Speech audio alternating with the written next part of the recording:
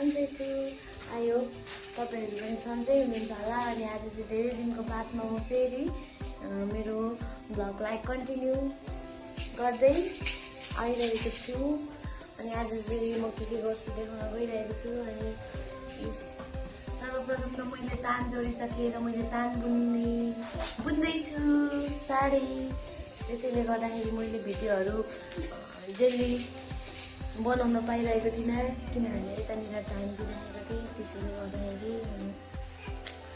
अब म देखाउँछु तपाईँहरूलाई तान कसरी बुनिन्छ भनेर।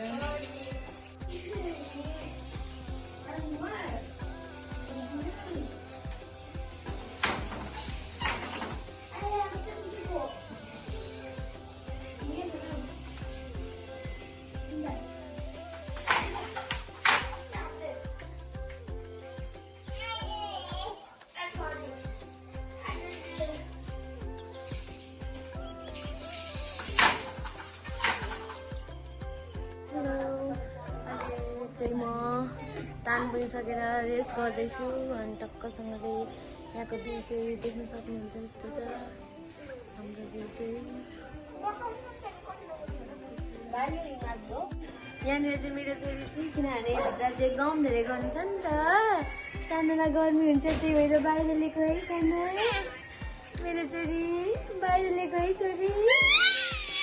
कराउनु हो नि त साना, धेरै कराउनु हो नि त साना।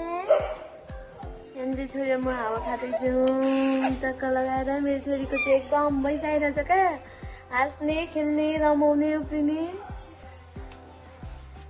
हेलो, अहिले चाहिँ हामीले सबै काम सकाएर पनि यहाँनिर लडिरहेछौँ।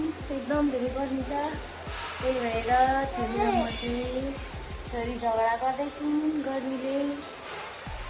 हस् त आजलाई पनि अर्को भ्लगमा भेटौँ न।